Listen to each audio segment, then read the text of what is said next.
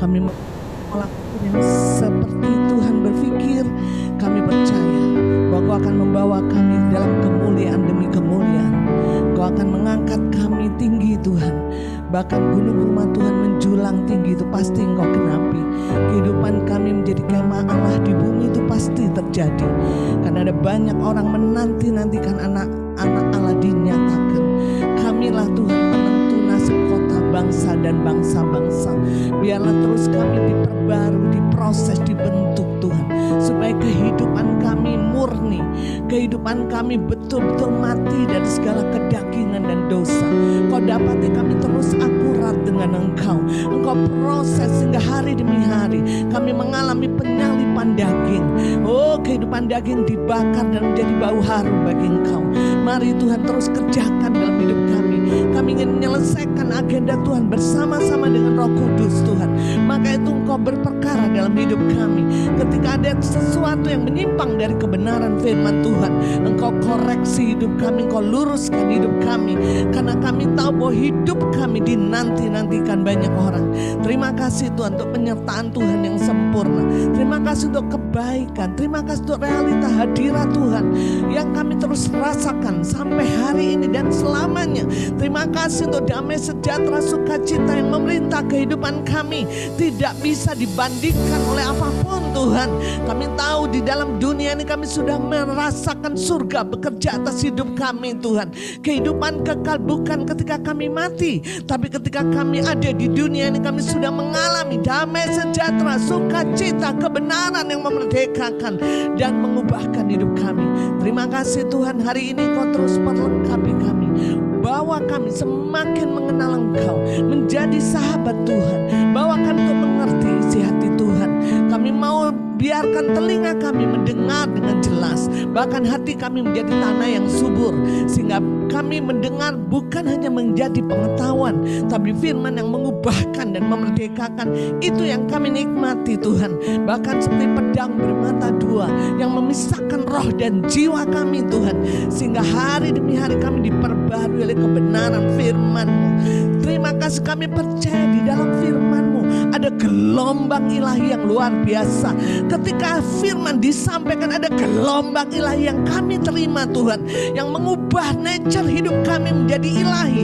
Maka itu kami pastikan hati kami menjadi tanah yang subur, telinga kami mendengar dengan jelas, dan pewahyuan itu boleh terjadi. Terima kasih Tuhan, sertai firman-Mu dengan tanda-tanda yang menyertai. Losokro malas yang sakit disembuhkan. Saudaraku, kita sepakat Moses yang sakit saat ini, yang telinganya sakit, kita nggak ngerti sakit apa. Lesekre malah kami angkat tangan sama-sama. Dia ada online, Bumian ada online. Lesekre malah apapun bentuk sakit penyakit yang ada di telinga Moses, di dalam nama Yesus kami katakan, kami hancurkan di dalam nama Yesus. Segala roh sakit penyakit di dalam nama Yesus. Darah Yesus membersihkan lukanya. Darah Yesus membersihkan virus-virus yang ada dalam telinganya. Tidak merebak, semakin hilang di dalam nama Yesus. Terjadi. Kami tahu Tuhan, kesepakatan kami mendatangkan kesembuhan bagi Moses. Terima kasih Tuhan. Bahkan yang lain yang letih lesu berbeban berat, Kau bangkitkan. Kami bersama-sama ingin bangkit menyelesaikan agenda Tuhan. Kami berdoa supaya Roh Kudus bekerja di tengah-tengah kami, cengkeraman hadirat Tuhan, sehingga sungguh-sungguh kami mengalami realita hadirat Tuhan. Urapi hamba-Mu yang menyampaikan supaya apa yang dia dengar dari Bapa disampaikan kepada jemaat. Sepanjang firman Tuhan dibagi, nama Engkau ditinggikan dan nama Engkau dimuliakan. Segala puji, segala hormat, segala kemuliaan hanya bagi Tuhan. Di dalam nama Yesus kita katakan sama-sama, amin. Puji Tuhan. Shalom Bapak Ibu. Puji Tuhan, ini kita sudah akhir dari tahun 2020 berapa ini? 2022 ya Saudara. Kalau di dalam surga tahun itu hanya angka Saudara, enggak ada bedanya ya. Ya, tidak ada tahun baru di surga. Tapi karena kita masih hidup di bumi, jadi ada pembatas. Ada tahun 2022, ada tahun 2003. Tapi di surga nggak ada sebetulnya. Tapi percayalah saudaraku, Tuhan izinkan supaya kita boleh terus menghitung kebaikan Tuhan. Amin. Terlalu banyak ya terlalu banyak. Betul nggak saudara? Ya, saya satu aja kita sebelum saya bawa firman ini ya, kita buka satu kebenaran firman Tuhan. Kalau akhir tahun dikatakan harus menghitung berkat Tuhan itu, saya selalu ingat gitu ya firman ini ya. Mazmur 40 ayat yang kelima. Ya. Kita baca sama-sama ya. Mazmur 40 yang kelima. Ayat yang kelima. Kita baca sama-sama ya. Benar nggak saudara setuju? Yes, benar Tuhan, benar Tuhan. 1, 2, 3. Banyaklah yang telah kau lakukan ya Tuhan Allahku. Perbuatanmu yang ajaib dan maksudmu untuk kami. Tidak ada yang dapat disejajarkan dengan engkau. Aku mau memberitakan dan mengatakannya. Tetapi terlalu besar jumlahnya untuk Saudara setuju dengan saya? Ya, kita terus menetes air mata ya saudara. Karena banyak yang Tuhan sudah lakukan buat kita. Amin. Perbuatan-perbuatannya ajaib, nggak kepikir, nggak masuk di akal. Dan maksudmu untuk kami. Kadang-kadang, oh Tuhan indah sekali ya maksudmu. Ya, Tuhan itu selalu senang yang indah-indah, saudara. Jadi yang nggak indah, yang negatif, yang pokoknya yang najis itu bukan keinginan Tuhan. Amin. Jadi maksudnya selalu indah, saudara, untuk kita. Dan tidak ada yang dapat disejajarkan dengan Tuhan. Saudara setuju? Amin. Gak ada. Ya, aku sih mau memberitakan sih, tapi terlalu besar jumlahnya untuk dihitung. Artinya mulut saya tidak sanggup. Amin. Untuk memberitakan dan mengatakannya. Saudara setuju dengan saya? Amin. Maka itu saya selalu perkatakan ya, Tuhan banyaklah yang telah kau lakukan. Supaya pengucapan syukur kita kepada Tuhan luar biasa saudara. Karena kita tahu bahwa hanya Dia, amin. Oleh karena Dia bagi kemuliaan Dia. Itulah Dia, Allah yang penuh dengan anugerah buat kita, amin. Baik, saudaraku yang kekasih, hari ini saya mau sampaikan firman Tuhan tentang Yesus adalah gembala yang baik. Kita sadar, ya saya sering sampaikan, kita sadar bahwa kita ini hidup pada hari-hari yang terakhir, saudara. Ya, dikatakan pada hari-hari yang terakhir akan terjadi masa yang sukar, ya saudara. Ya, iblis, saudaraku, di hari-hari terakhir ini dia akan mengumpulkan kekuatannya, saudara. Untuk kalau bisa menarik sebanyak-banyaknya orang.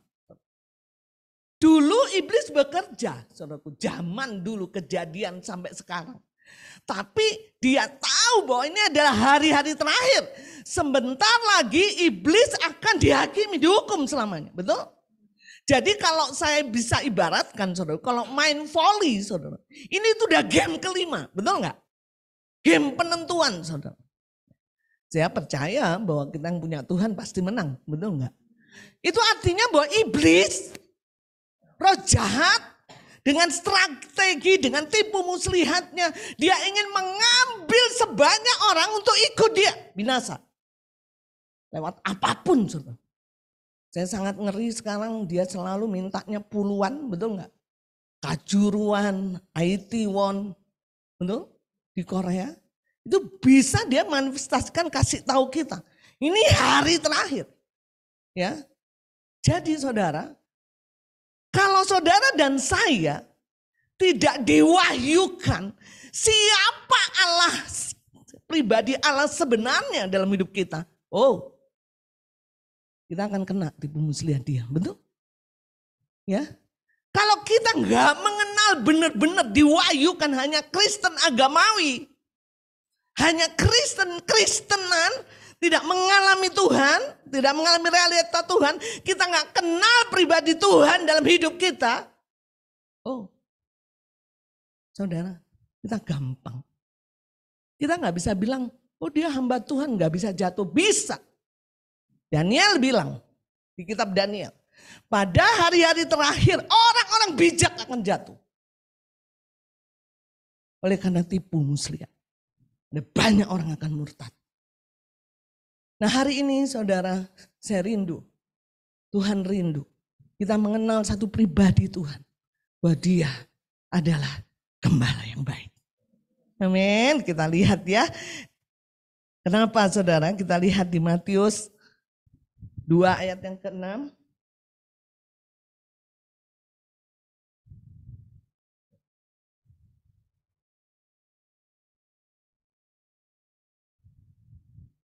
Karena Tuhan sudah menubuatkan bahwa Dia akan menjadi gembala, saudara. Kita baca sama-sama, Matius 2 ayat ke-6. 1, 2, 3.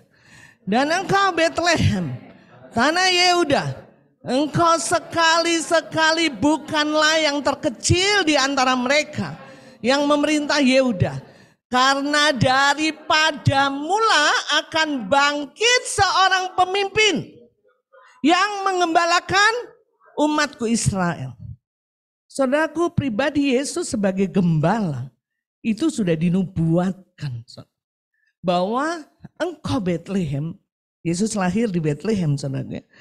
Suatu saat di Betlehem akan lahir pemimpin yang akan mengembalakan umat Israel.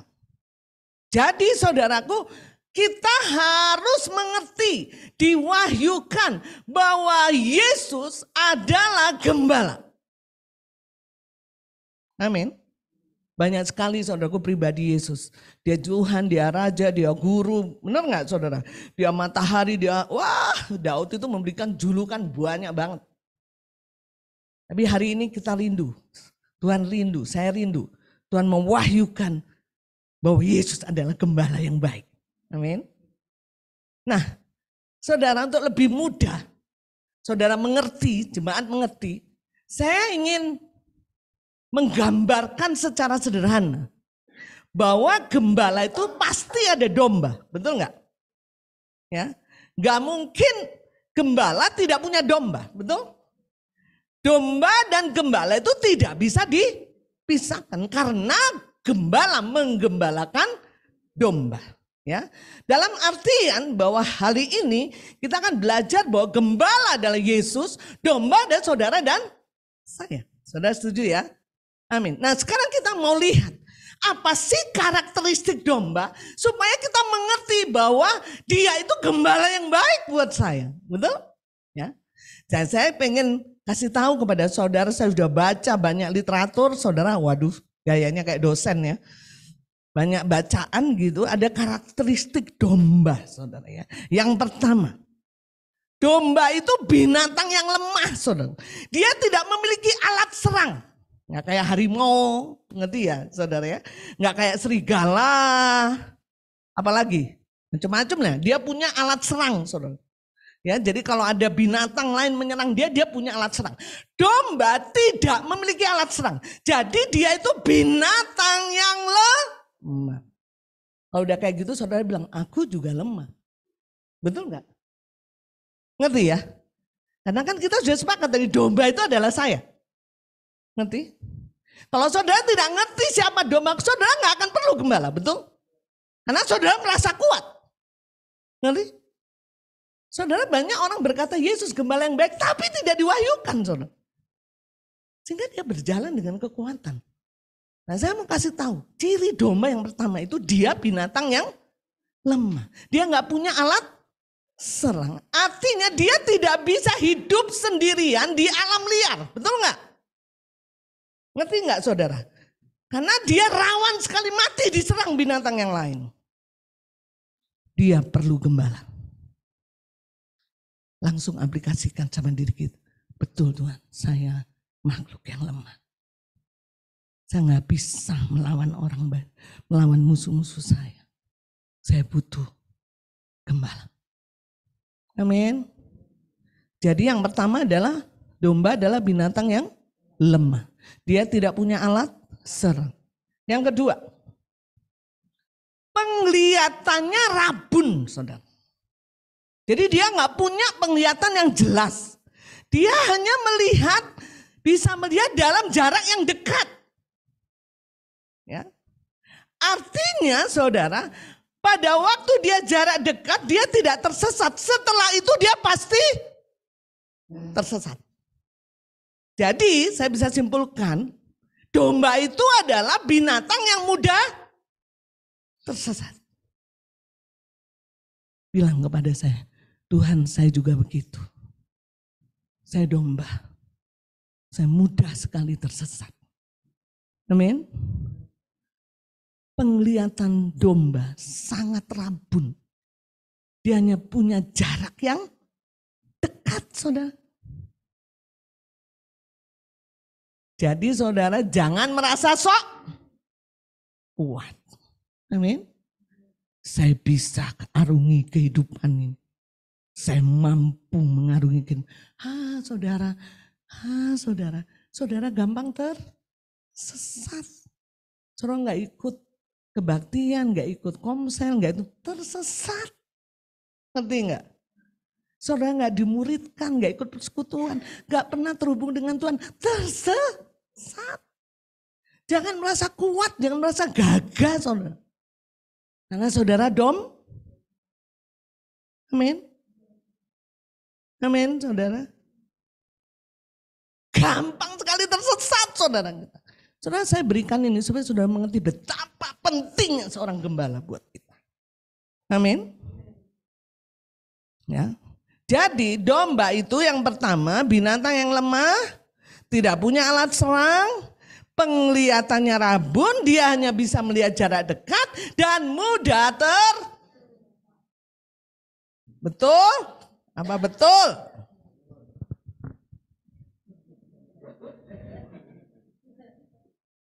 Kalau engkau keluar dari gerombolan domba tersesat. Ngerti ya? Jangan merasa aku kuat sendiri. Karena engkau domba. Kau harus tahu jati dirimu itu domba. Harus diwahyukan. Selanjutnya. Yang keempat ya. Supaya kita ngerti saudara. Yang keempat.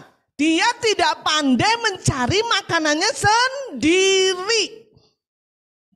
Jadi saudaraku domba kalau nggak ada gembala mati dia. Karena dia nggak bisa cari makan sendiri. Dia nggak tahu padang rumput yang hijau di mana, dia nggak tahu air di mana, karena penglihatannya rabun. Dia tahu padang rumput di sana, dia hanya tahu di sini. Makanya domba perlu sekali gembala, betul? Kalau enggak dia tidak makan. Saudara aplikasi dalam hidup saudara. Aku nggak bisa makan kalau nggak butuh gembala. Aku nggak bisa cari makan sendiri. Ya, saudara setuju dengan saya? Amin. Maka itu saudaraku, gembala itu tidak bisa hidup di alam sendirian, pasti mati. Betul? Karena dia nggak bisa cari makan sendiri. Selanjutnya saudara, makanya kesimpulannya, domba sangat bergantung kepada gembalanya. Saudara setuju? Karena gembala yang bertanggung jawab atas domba. Dia merawat. Amin, saudara. Ya. Tapi satu, saudara. Itu tadi kan kelemahannya semua ya. Kayaknya domba kok banyak banget. Kok Tuhan mengilustrasikan kita jadi domba sih ya. Kok banyak sekali kelemahannya, nggak ada yang baiknya. Ada berita baik. Dia punya kelebihan. Satu-satunya kelebihan, saudara, dia punya telinga menghadap ke atas. Ya, coba nanti pulang cek ke YouTube. Dia punya telinga menegak ke atas, saudara. Pendengarannya tajam. Maka itu kelebihannya dia hanya bisa dengar suara gembala. Ngerti saudara? Wow, kita lihat Yohanes 10 ayat yang keempat ya. Yohanes 10 ayat yang keempat.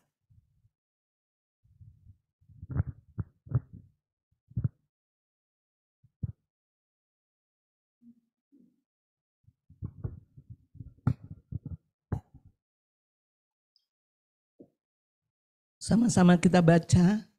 1, 2, 3. Jika semua dombanya telah dibawa keluar, ia berjalan di depan mereka, domba-domba itu mengikuti dia, karena mereka mengenal suara siapa, saudara? Gembala. Kenapa? Karena dia hanya punya kelebihan satu. Telinganya menegak ke atas. Dia hanya mendengar. Ketajaman mendengar suara itu satu-satunya kekuatan yang dimiliki oleh domba. Jadi saudaraku, hanya suara gembala yang menuntun dia untuk bisa menemukan padang rumput. Betul nggak? Loh, dia ngikuti gembalanya kan dalam jarak dekat, betul nggak saudara? Tapi begitu jarak dekat, gembala bilang, ada videonya ya. Dia punya bahasa-bahasa sendiri ya, di mana itu, di luar negeri itu seorang gembala. Dia dengar, oh di sana, aku harus ke sana. Itulah saudara dan saya. Amin. Makanya kenapa seringkali ada banyak pengkhotbah di sini dan saya bilang, dengar suara Tuhan. Itulah kekuatan kita. Amin. Kita nggak bisa hidup tanpa dengar suara. Itu kelebihan kita. Karena sebenarnya kita seperti domba. Manusia lemah. Amin. Amin saudara. Saudara mulai ngerasa ya. Aduh kalau gitu aku butuh gembala. Aku butuh gerombolan domba. Kalau domba itu senangnya bergerombol saudara. Nah gembala memang kondisikan seperti itu. Ya. Jangan keluar dari gerombolan ya, kau pasti mati. Ya. Kesimpulannya seorang domba perlu memiliki seorang gembala. Apabila tidak, domba itu pasti mati. Supaya lebih bisa dibandingkan, kita sekarang lihat apa sih karakteristik seorang gembala. Ini gembala domba, bukan gembala jemaat ya. Ya. Kita sekarang masuk ke binatang yang namanya domba ya, saudara. Ya, gembala, saudara. Gembala bertugas untuk merawat domba. Dia memberi makan. Jadi domba gak perlu mikirin makanan. Ngerti?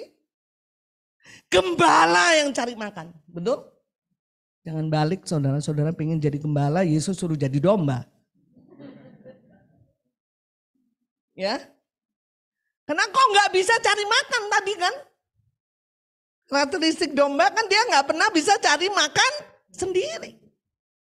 Jadi tugasnya gembala, tanggung jawab gembala, dia kasih makan. Bagian saudara mendengar suaranya. Betul? Mengenal suara. Itu kekuatan saudara dan saya. Sekali lagi jangan dibalik, kau yang jadi gembala cari makan sendiri, kau kasih sama domba. Gembala yang kasih tempat tidur, betul nggak saudara? Udah sore, hujan, puting beliung, gembala. Gak usah butuh mikirin rumah segala macam, aku masih kontrak, masih apa. Gembala yang ngurusin tempat tidurmu. Amin. Saudara kenapa begini? Karena banyak orang bilang, dia engkau gembala. Gak ngerti pewahyuannya. Sehingga dalam menghadapi dunia yang jahat. Negatif-negatif itu bisa ditambah. Jadi gembala tugasnya ngasih tempat tidurnya domba. Yang selanjutnya, apa tugas domba? Dia membersihkan domba dari hama. Saya tahu domba itu kulitnya kan bisa dijual segala macam, itu banyak sekali hamanya. Dombanya nggak bisa membersihkan hamanya sendiri, garuk-garuk dia nggak bisa, ya. Dia nggak bisa, ya.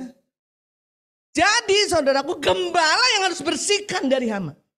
Percayalah, gembalamu Yesus yang baik membersihkan engkau. Dia tahu hama yang ada dalam hidup.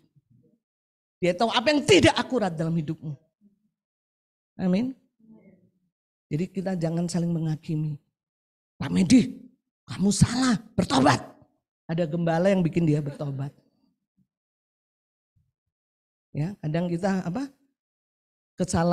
katanya gajah di pelupung mata tidak nampak, ya. Siapa yang membersihkan kita? Gembala. Amin. Kita doain aja, ya. Yang selanjutnya, apa gembala? Dia melindungi domba. Dia yang pasang badan. Kalau ada serigala, ada harimau. Misalnya musuh alam, musuh binatang, musuh orang. Dia yang pasang dapan di depan.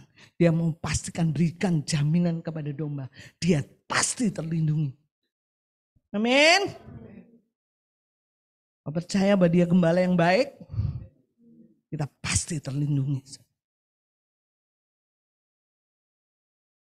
Istilahnya begini, gembala itu dia bertanggung jawab atas semua kehidupan domba. Betul? Dia pastikan tidak ada satu domba pun yang mati.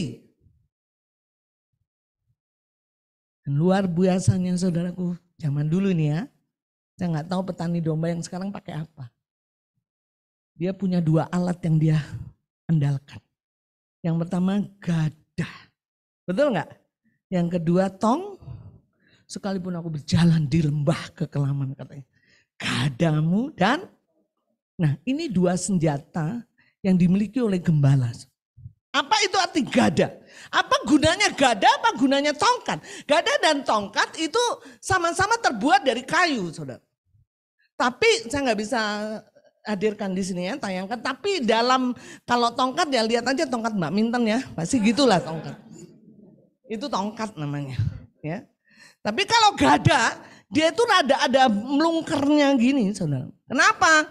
Karena gada itu berfungsi untuk mengusir binatang buas. Ngerti ya? Kalau tongkat untuk membimbing. Ya, bimbing. Ya, jangan dipakai gada untuk membimbing, tongkat untuk mengusir binatang buas. Nggak cocok, saudara. Betul nggak? Karena diri alatnya aja udah berbeda. Ya, jadi 2 alat ini, saudara, ini dipakai gembala untuk apa? Bertanggung jawab untuk setiap domba. Makanya kita selalu bilang gadamu dan tongkatmu. Artinya apa, saudara? Gada, aku pasti dilindungi. Betul nggak? Dari binatang buas, betul? Tongkat, aku pasti dituntun, dibimbing, dibersihkan. Betul? Amin. Sehingga kalau kita nyanyi, kita tuh ngerti itu. Kamu nyahok enggak sih gada dengan tuh nyahoknya saya gada teh naon sih. Nah bedanya naon tuh sama tongkat. Tuh nyahok juga sih. Ya, ketika kita bernyanyi kita nggak ngerti. Tapi kalau engkau diwahyukan, saudara akan mengerti jelas bahwa hidupmu sangat-sangat diperhatikan oleh Tuhan. Amin. Kita buka Yohanes 10 ayat yang ke-9.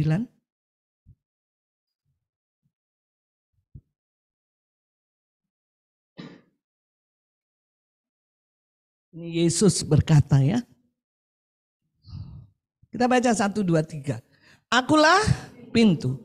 Barang siapa masuk melalui aku, ia akan selamat. Dan ia akan masuk dan keluar dan apa saudara? Saudara ngerti artinya? Bahwa dia gembala yang baik. Kalau saudara, kan gembala banyak itu gembala yang tidak baik, yang dia hanya maunya kulitnya ya. Kita nggak usah bahas itu ya. Gembala yang jahat, kita mau yang baik-baik aja yang kita bahas ya. Yesus gembala yang baik. Kalau engkau, akulah pintu, barang siapa domba kalau melalui aku, yang pertama jaminannya kau pasti. Apa tadi? Selamat. Dan ia akan masuk dan keluar. Dan menemukan apa? Padang rumput. Jadi saudaraku, Yesus gembala yang baik, kita selalu menemukan padang rumput. Artinya kita tidak pernah kelaparan. Amin. Karena dia gembala saya. Kau pasti menemukan padang rumput. Kau harus imani, yakini. Kau gak punya duit, kantong kosong. Katakan, kau gembala yang baik buat hidupku. Aku masuk lewat pintumu. Dan ketika aku keluar, aku temukan padang. Amin. Dia jamin. Yes. Kan padang rumput itu artinya makanan, saudara. Betul gak? Domba kan perlu rumput. Domba perlu burger, enggak kan? Rumput, ya kan? Ya. Jadi padang rumput. Kita lihat Yeskiel 34 ayat yang ke-16. Yeskiel 34 ayat yang ke-16.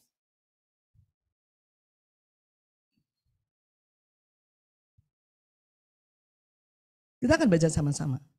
Ini Yesus kita ya, gembala kita. 1, 2, 3. Yang ikannya gede apa kecil? Besar ya. Oke, 1, 2, 3. Yang hilang, yang tersesat, yang luka, yang sakit, serta yang gemuk. Itu Mbak Minten dilindungi ya. Aku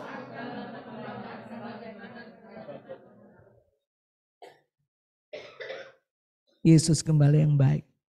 Enggak ada yang seperti dia. Beruntung saudara dan saya masuk ke pintu itu. Ngerti? Dia bilang yang hilang akan kucari. Dia bilang yang tersesat akan kubawa pulang. Karena domba itu pasti mudah sekali tersesat. Yang sakit akan kuat. Komplit banget saudaranya. Yang gemuk, ya kita domba yang gemuk-gemuk saudara. Dan kuat. Katanya. Saya gemuk saudara. Dikatakan apa? Akan kulindungi. Jadi bukan yang kurus saja yang diperhatikan, yang gemuk pun dia peduli loh. Kenapa ada di firman Tuhan katanya serta yang gemuk, ngapain ditulis, betul nggak saudara? Amin. Aku akan mengembalakan mereka. Sebagaimana kalau engkau tidak diwahyukan dengan gembala yang pribadi Tuhan sebagai gembala baik, kau pasti khawatir, takut, cemas, betul nggak? Menghadapi krisis, dunia semakin gelap, tidak ada berita baik, berita buruk, sesar Lembang lah, apalah. Saya bersyukur karena berita sesar Lembang saya lancar jaya pulang ke Bandung sana. Ya, di Geraha Puspa orang-orang Cina sudah pada kabur, dijual lah Geraha Puspa murah. Karena katanya di situ senternya sesar Lembang. Orang takut pergi ke tempat wisata, ya. Kita bersyukur mau sesar Lembang, sesar Cimandiri, nggak peduli. Yang penting aku punya gembala, betul? Penting nggak saudara? Siapa yang bisa lindungi saya? Saya bilang ke Mbak Minten, Mbak Minten kalau ada gempa Mbak harus turun ke bawah. Kumaha turun? Kalau enggak cari meja, bawah mana mejanya? Ini sekedar ketawa aja ya. Saudaraku, ya pasrah aja lah Mbak. Kalau waktunya dipanggil ya dipanggil. Saudara, yang bikin kita adem kan kita punya gembala. Tadi udah dilindungi, diapain, sakit dikuatkan ya. Maksudnya kalau kita kotor kena hama, saudara dibersihkan, dirawat. Amin saudara. Lanjut ya saudara. Nah bagaimana caranya Tuhan menjadi gembala dalam hidup kita. Ya. Kita lihat Mazmur 23, ini ayat yang emasnya yang kita mau bahas saudara. Ya, ini lagu dan sering kali kita bahas ya. Mazmur 23 ayat 1 dan 6 sampai 6. Mazmur 23. Kita baca ya satu-satu dulu ya. Sampai ayat yang ketiga dulu. 1, 2, 3. Mazmur Daud, Tuhan adalah gembalaku. Takkan. Awalkan ayat ini. Kalau kau kekurangan, kau bilang Tuhan adalah gembalaku. Takkan kekurangan aku. Karena kau keluar, kau akan menemukan padang rumput. Amin. Harus sampai rema. Nggak usah tanya gimana caranya Tuhan. Tuhan yang tahu ya. Aku nggak punya ini, Tuhan yang tahu. Terlalu banyak kesaksian-kesaksian yang yang sudah dibuktikan bagaimana Tuhan punya banyak cara untuk memberkati kita. Amin. Jadi yang pertama yang harus kita pribadi Tuhan atas hidupku. Tuhan adalah gembalaku yang baik. Sambil mikir aku ini domba Tuhan. Aku ini sebenarnya lemah. Aku butuh Engkau. Aku gampang tersesat, mataku rabun. Gak bisa lihat jalan. Aku butuh Engkau, tergantung Engkau. Aku yakin kalau Engkau gembalaku yang baik. Takkan kekurangan aku. Amin. Jadi gak perlu ada kekhawatiran. Gak perlu kita bilang kekhawatiran itu wajar. Atasi kekhawatiran. Kalau udah menguasaimu gak wajar. Karena kita punya gembala yang baik dan tidak pernah kekurangan. Amin. Lanjut.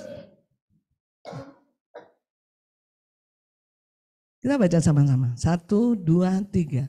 Ia membaringkan aku di padang yang berumput hijau. Ia membimbing aku ke air yang tenang.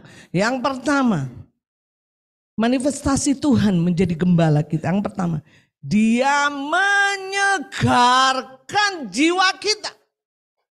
Kenapa harus pertama-tama disegarkan jiwanya? Karena di dalam jiwa itulah sumber masalah kita. Betul? Kalau di jiwa konflik batin, kalau di jiwa emosi negatif. Betul nggak saudara? Kalau di jiwa khawatir, betul? Kalau di jiwa cemas, kalau di jiwa iri hati. Benar nggak saudara? Ngerti? Kenapa ayat ini ditulis duluan? Karena tujuan gembala yang baik yang pertama, dia ingin menyegarkan jiwamu. Karena di dalam jiwa itulah sumber konflik. Dia mau pastikan hanya damai sejahtera yang memelintah hatimu. Orang tidak bisa berbuat apa-apa karena jiwanya penuh dengan masalah. Betul nggak? Gak bisa tidur, sakit, segala macam. Percayalah Tuhan adalah gembala yang baik. Yang pertama dia segarkan jiwa. Amin. Kalau kau sudah mulai ada banyak hal yang negatif, saudaraku, datang kepada Tuhan. Dia akan segarkan jiwa. Kau gak bisa disegarkan jiwamu kepada siapapun, betul gak? Kepada psikiater, kepada apapun, saudara. Yang bisa menyegarkan jiwamu adalah gembala. Yesus. Amin. Maka itu dikatakan ia membaringkan aku di padang rumput hijau. Ini bukan bicara rumput, di sini bukan bicara makanan ya. Ini bicara kita rest. Betul nggak saudara? Istirahat. Ia membimbing aku ke air yang tenang. Sehingga kita bisa bilang bahwa aku bisa tidur di tengah badai. Betul? Kenapa? Karena jiwa kita segar. Orang yang jiwanya segar itu kelihatan seluruh dari mukanya. Pori-porinya. Ya senyum terus gitu ya. Ya karena gak ada yang lain kan. Ya. Jadi kalau saya lihat Pak Medi rada-rada pepaya gitu, saya bilang Pak Medi butuh datang ke gembala supaya disegarkan jiwa. Ngerti saudara? Saudara saya rindu ini. Kenapa? Saudara dan saya butuh setiap hari kesegaran jiwa. Betul nggak? Kita nggak ngerti banyak peristiwa terjadi di tengah-tengah kita. Dan iblis musuh kita. Singa yang mengaum-ngaum. Ingin mengganggu jiwamu. Selalu. Dia bikin inilah, dia bikin inilah, dia bikin inilah. Betul nggak saudara? Makanya Tuhan bilang, aku menyegarkan jiwa. Yang kedua, Kita lihat ayat 3 dan 4. Ini sudah ya, ayat 3 ini ya. Gak kelihatan soalnya. Ayat yang keempat. Oh ya, ini ayat 3 ya. Ya ini yang sudah saya terangkan sebetulnya. Oke, kita baca aja sama-sama. 1, 2, 3. Ia menyegarkan jiwaku, ia menuntun aku di jalan yang benar oleh karena ya, ketika sudah disegar, Tuhan tuntun kita. Kamu salah anakku. Kamu harusnya responnya gak begitu.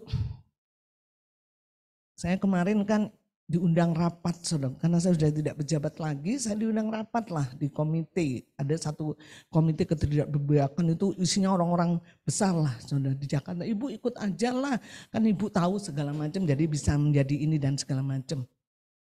Nah, di tengah perjalanan, anak buah saya dulu itu cerita, Bu, kepala kantor tuh bla bla bla bla bla bla. Saudara, saya terpancing.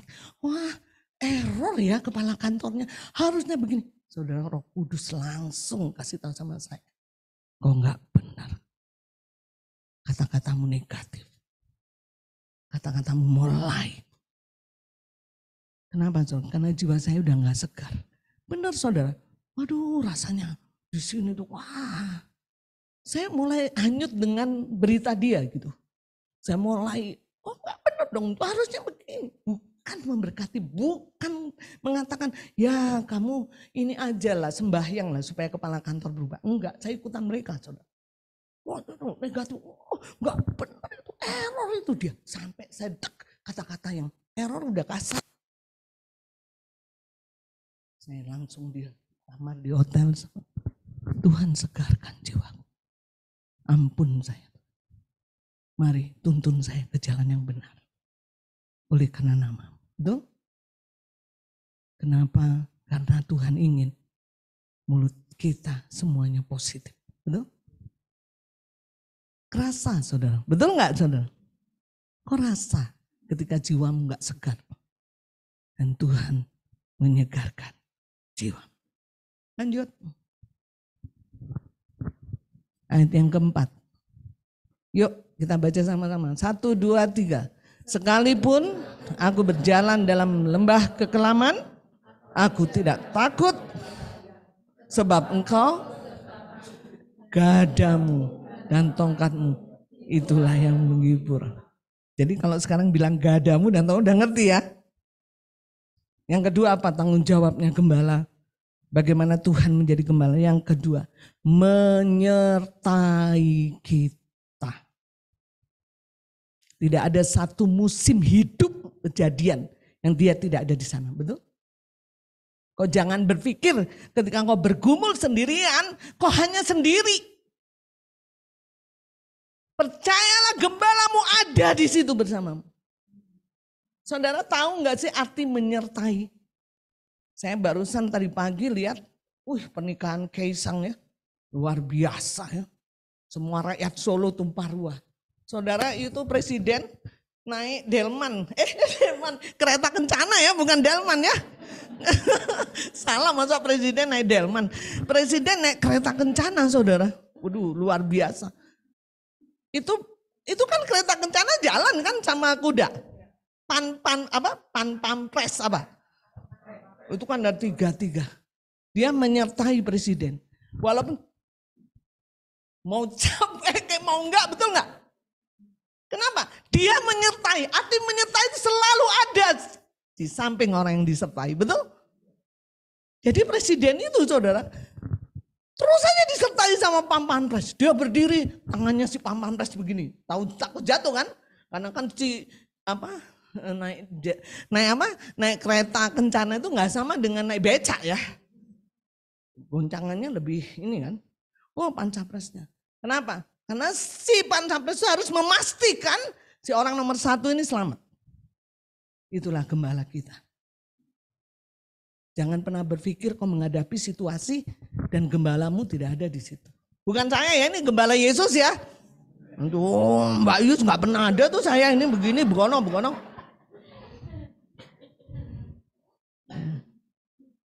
Yes, ya. Dia menyertai, dia katakan sekalipun aku berjalan dalam lembah kekelaman, aku tidak takut bahaya. Sebab engkau besertaku, gadamu dan tongkatmu. Itulah yang menghibur aku.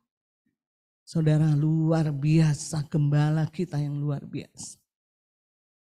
Orang gak banyak tahu tentang hidupmu. Tapi dia ada bersama. Dia mau pastikan engkau terhibur. Amin. Engkau mungkin penuh ratapan. Engkau mungkin Tuhan gembalamu mengubah itu jadi penghibur. Kau dihiburkan. Amin. Sekalipun kau berjalan dan lembah kekelaman, dia selalu menyertai engkau. Pak Reno mungkin ya penghidupannya dijalankan. Percayalah dia gembala yang baik. Dia akan sertai. Amin saudara. Yang terakhir kita lihat ayat yang keempat ini sudah ya. Kita kelima dan keenam. Kita baca sama-sama. 1, 2, 3. Engkau menyediakan hidangan bagiku. Di hadapan lawanku, engkau mengurapi kepalaku dengan minyak. Pialaku penuh melimpah. Ayat yang ke-6. Kebajikan dan kemurahan belaka akan mengikuti aku. Kapan? Seumur hidupku, dan aku akan diam dalam rumah Tuhan sepanjang masa. Yang ketiga, dia memberkati kita. Wah, komplit ya gembala kita ya. Makanya kenapa Mazmur 23 ayat 1 sampai 6. Enggak bisa dibalik-balik itu ayatnya. Dia memberkati kita. Kebajikan dan kemurahan. Belaka. Belaka itu artinya apa? Enggak ada yang lain. Ngerti ya? Akan mengikuti aku. Dia akan pastikan mengikuti kita. Kapan? Tahun 2022? Enggak. Seumur hidupku. Perkatakan itu. Amin. Kemurahan siapa? Kemurahan Tuhan. Amin. Dan aku akan diam dalam rumah Tuhan sepanjang masa. Ini bukan mati saudara. Ya. Oh kok ini aku akan diam dalam rumah Tuhan sepanjang masa. Bukan mati. Tapi kau menikmati surga sepanjang masa. Kau hidup kau nikmati. Betul enggak? Penyediaan dari surga. Bank bisa tutup saudara. Tapi surga nggak pernah bisa tutup. Penyediaan selalu terbuka. Pintu selalu terbuka bagi kita. Kapanpun. Amin saudara. Jadi yang pertama. Dia menyegarkan jiwa kita. Ini penting saudara. Yang kedua. Dia menyertai kita. Amin. Amin Pak Gultom. Amin. Yang ketiga. Dia memberkati kita. Jadi kalau Mazmur 23 ayat 16 intinya hanya itu. Itulah tugas gembala yang agung. Yesus, gembala kita. Bagian domba apa? Taat pada suaranya. Karena kekuatan domba adalah mendengar suara gembala. Kalau dia berkata, jangan pergi ke sini dong, mati kamu. Ya kan? Jadi domba hanya dengar suaranya gembala, ikutin suara itu. Kalau domba tidak mau ikutin suara gembala, dia cari jalan lain, nggak dapat makanan. Matilah dia. Jadi domba tidak ada yang lain kecuali taat pada suara gembala. Amin. Hidup dalam firman. Amin. Dan bergantung. Mengandalkan Tuhan. Dalam seluruh hidup kita. Karena pada dasarnya kita adalah orang lemah. Sama seperti domba. Tidak punya alat serang. Gak bisa jalan lebih jauh. Amin. Amin, saya rindu sekali siang hari ini diwahyukan itu. Amin, sehingga ketika pribadi gembala ini diwahyukan, saudara tidak akan pernah mengalami kegoncangan.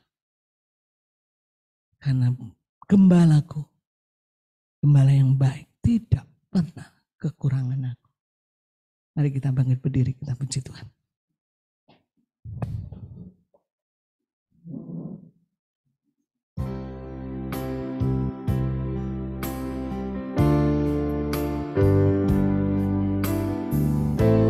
Mari kita nyanyikan, pujikan Mazmur 23 ayat 1 dan 2. Thank you, Lord, thank you.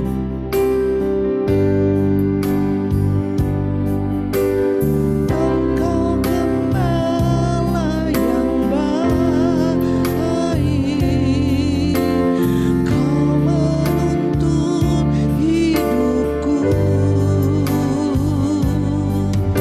Yang bawaku ke air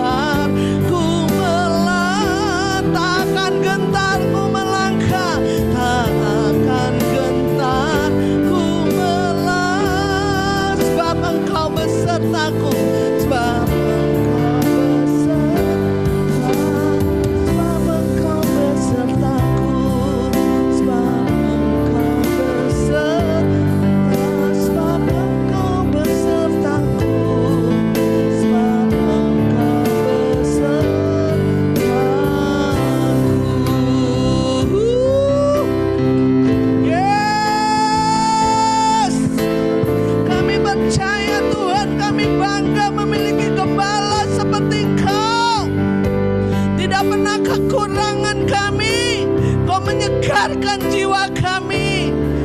Oh, Engkau menyertai kami, Engkau memberkati kami. Oh, bagian kami hanya taat mendengar suara-Mu. Karena kami tidak pernah bisa berjalan sendiri, Tuhan. Kami manusia lemah, kami perlu gembala.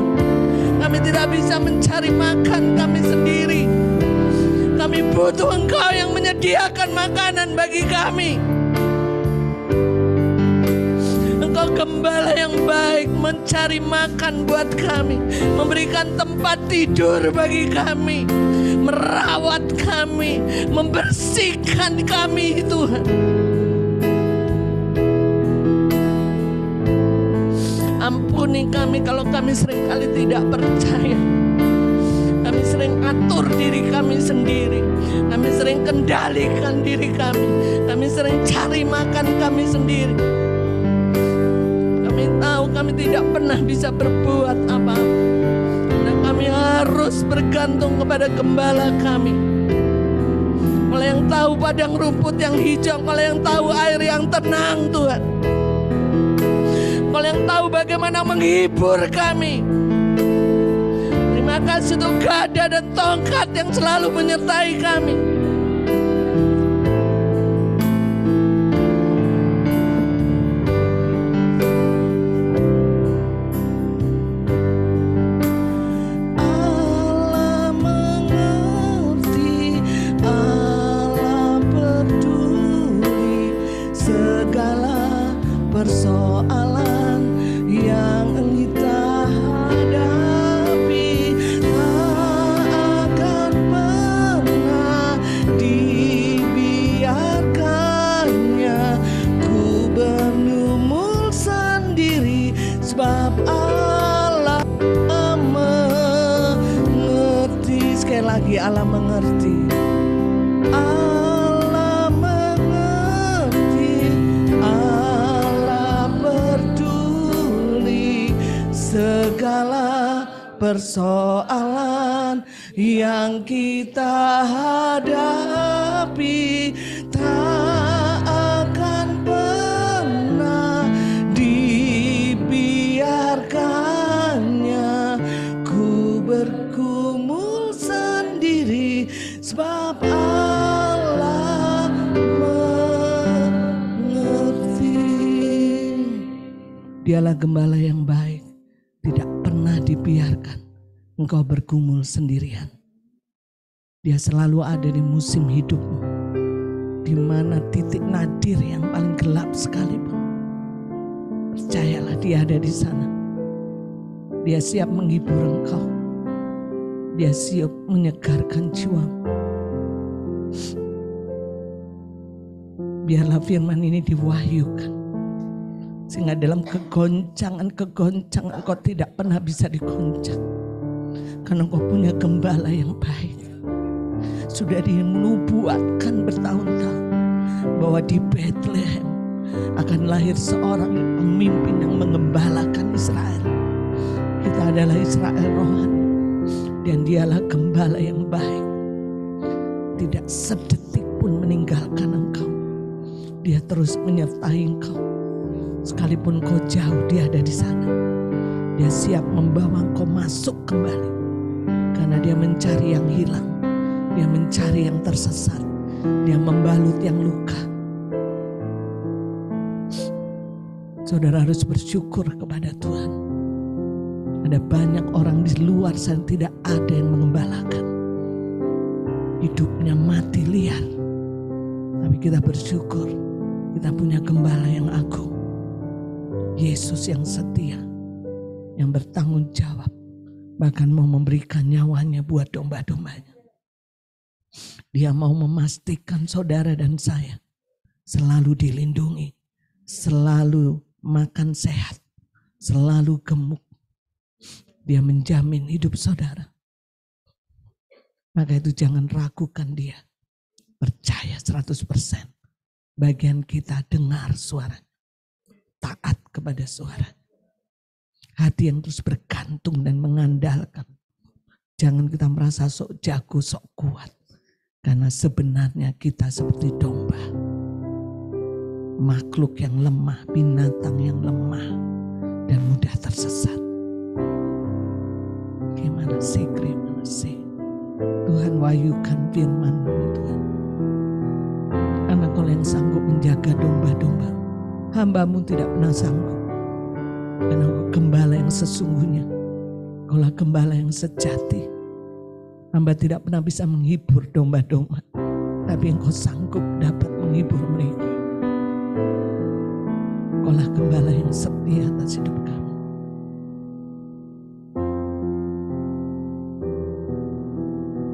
Terima kasih Tuhan, terima kasih Roh Kudus yang melawat kami, mewahyukan itu dalam hidup kami, sehingga kami tidak pernah khawatir, karena kami melalui satu pintu dan kami pasti selamat. Dan ketika kami keluar, kami menemukan padang rumput. Terima kasih, Kau tidak pernah biarkan kami bergumul sendirian. Kau tidak pernah biarkan kami hilang dan tersesat. Kau akan cari Tuhan sampai menemukan kami. Dan Kau membawa pulang dan kembali merawatnya. Terima kasih. Terima kasih, terima kasih. Angkat kedua belah tanganmu, terimalah berkat Tuhan. Biarlah Tuhan yang terus mewahyukan firman ini dalam hidupmu. Kau semakin percaya, semakin yakin bahwa Tuhan Yesus adalah gembala yang baik atas hidupmu. Dia tidak pernah membiarkan engkau. Dia ada bersama. Di masa sulit hidupmu Dia ada di sana. Dia siap menghibur engkau, menyegarkan jiwamu, menyertai engkau. Terus beri hatimu untuk taat, mendengar suara Tuhan, mengandalkan Dia, bergantung sepenuhnya kepada Dia. Karena kita tidak pernah bisa berbuat apa-apa tanpa Dia, gembala kita.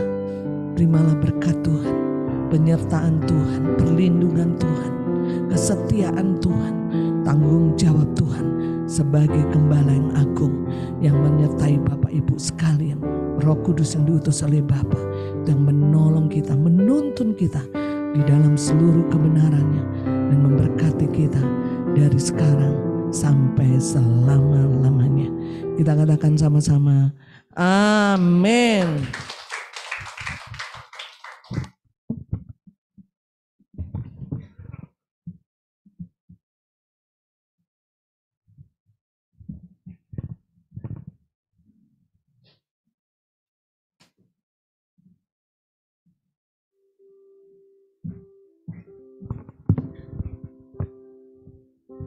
Ya, tarik nafas dulu. Aduh, ini firman sungguh luar biasa ya. Gak bisa, mungkin kita udah dapat lebih luas ya, udah lebih banyak udah dapat tadi dari. Terima kasih ya Mbak Ibu Ius. Oke, aku sampaikan.